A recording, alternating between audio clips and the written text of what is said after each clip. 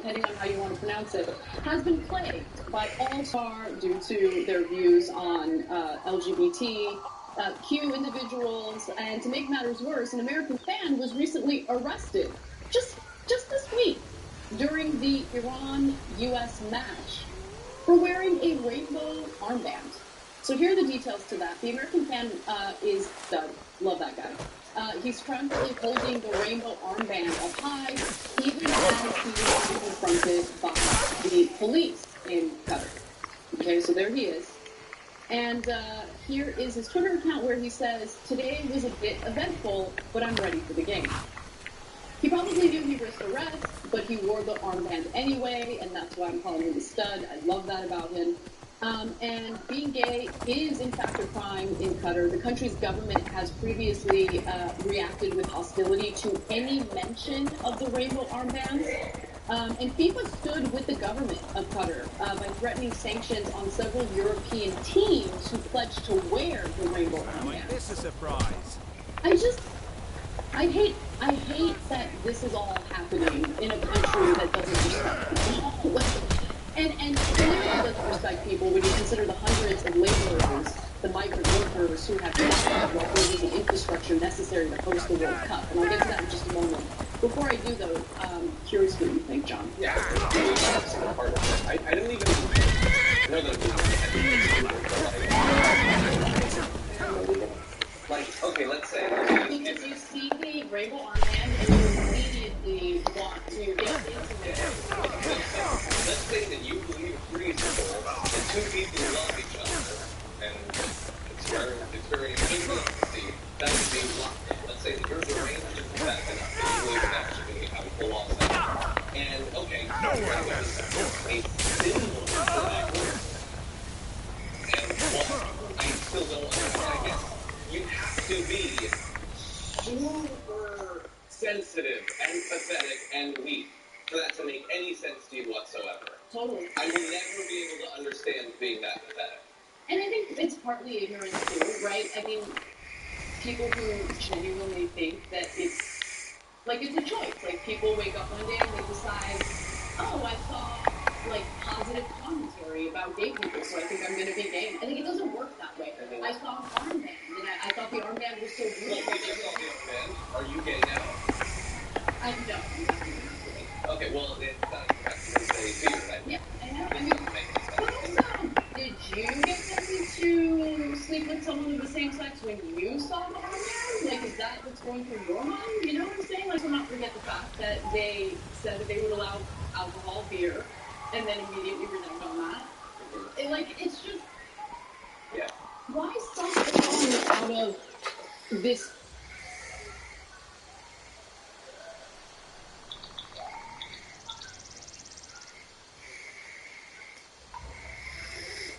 do anything. Right, it's like, oh, you just want me to go to...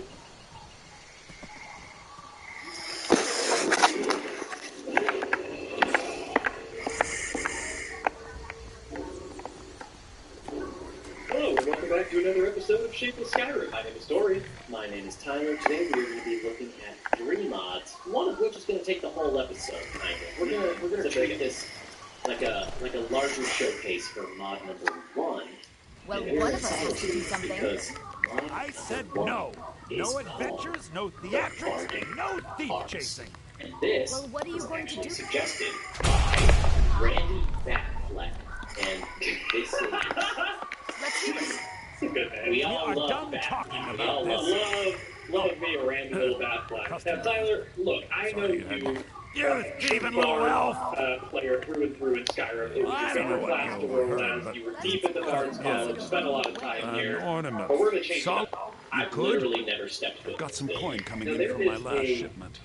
It's yours, Tyler. So, do you want me to just look around here and give you some time to explain? Yeah, so what this is going to do is it is going to greatly expand what the Bard's College actually represents and what you can do with it. So, the first thing you are going to get is, once you join the Bard's College, you're going to get a book, I believe. What is that book called, Tori? That kind of walks you through the mod. Yeah, it's called the Student's Guide. You can actually read it whenever you like to. It's just in the upstairs study room. And this is going to give you Alright, pretty hand over much your everything valuables, you need to or know. I'll It's gut going to you give you like an a fish. introduction, and it's going to break down all the different things captured in those authorship commissions. Nice. It's I'm not very going to well laid ask. out. It's a great book. Walk You're away going to be from me. referencing it a lot, but it's also extremely long and detailed. So, if you download this mod, read that for yourself. Yeah, so it just kind of goes over everything that you can now do within the Bard's College. So you have this new museum, kind of, that has all of these different relics that you can look at. There's inscriptions that you can be reading. There is every single library book that's ever existed in the Elder Scrolls. Every single book is in there, not just Skyrim books, like Oblivion, Morrowind books, all of them. God damn. You can buy some unique merchant-exclusive items. You can like it's like semi-functional, okay? Like, don't expect, like, fucking Guitar Hero. Like, you're not going to be able to do that. But you can do that animation. There is crafting stations, which you can craft homes at. After doing some bardic adventures, you get some bardic inspiration. It's a material that enemies might drop. You might find it through exploring the world. And then with that bardic inspiration, you can craft poems with it, which is very cool. Yeah, super sick.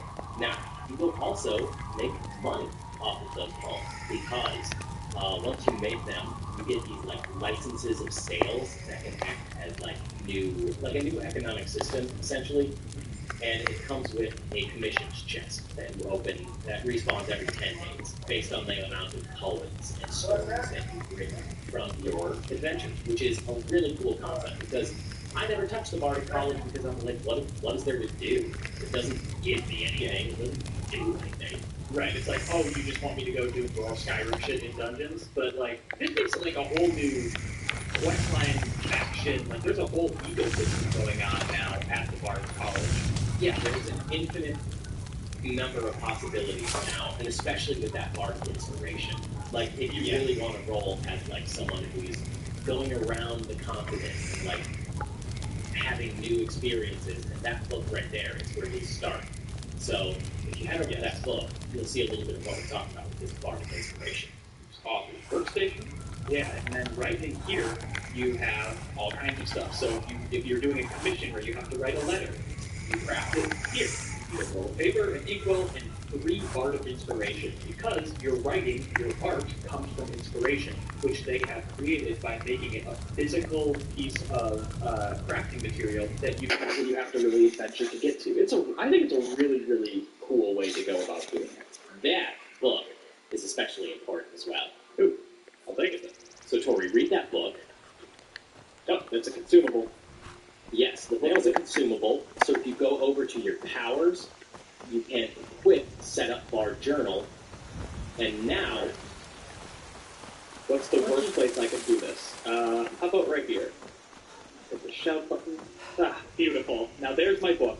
My beautiful floating book. It's so full of inspiration. Put it on the ledge right now, just so we can see what it does.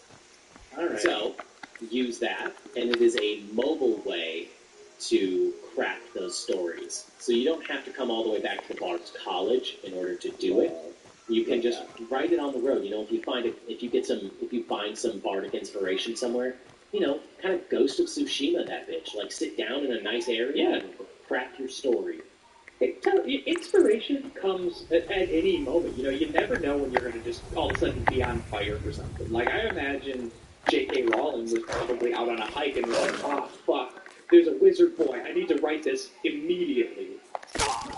Who knows where she was when she thought of that wizard boy. But it can happen anywhere. So, the commissions that we were talking about, the sort of a mini quest that allow you to keep engaging with this. It's also found up here in the study room upstairs. And I already have taken one of them here, but it's simple stuff like this. Like someone's commissioning you to conduct research, like your genealogy of your family. Maybe someone is running away from home and they need you to craft a well-worded letter about why they're doing it so that the family knows that the person is safe. They just needed to go off on their own. Interesting stuff like that you do with Bardic Inspiration. I'm sorry, what? Read the inscription. Okay. Oh, man, it's not even real piss. Lame. I'm gonna take it, though. Take it anyway. Still gets me drunk, right? Maybe. I love how this is a museum and you're just taking everything in it. You are truly... Well, it's rightfully mine. Okay, Minerva, you should have stuff. Fuck, you don't have stuff. No, so we're running into this problem, and it is noted in the mod description as well, that Minerva is the merchant where you get the unique items from. Sometimes she just doesn't sell them at all.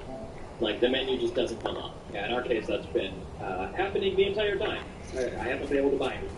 So that is a bug we've encountered. So maybe in your playthrough it's hard because, like, the mod is otherwise extremely, like, fleshed out. It's just, this is a major issue because otherwise you can't get to any of the unique things. Well, you know where she is, so hopefully it'll work in your game. I don't know why it's not working in our game. All of this new stuff is making me want to get some of that bardic inspiration. So do you think we should go out and do some vagabonding, some ragabumpening, some light adventuring? Light adventuring, if you would. Light adventure club. Would you like to? Yeah, let's see if we can come up with some inspiration for a story for John.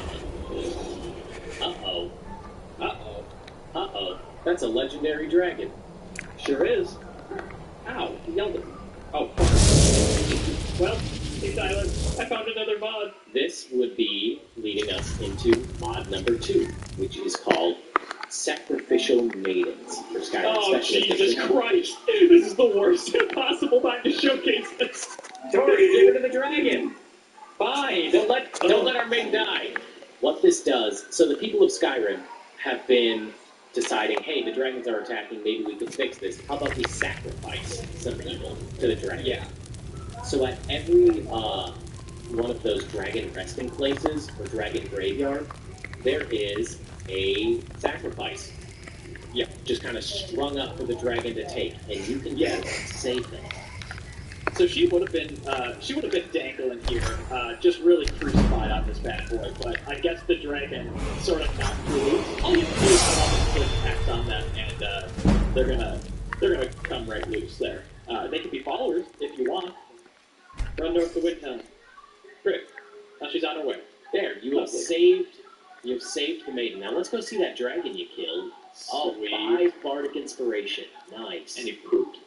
If you string this along with the bardic arts, you know, you can do almost this hero story role where it's like you're a bard that's noticed that the people of Skyrim have made these sacrifices and you can go save them all.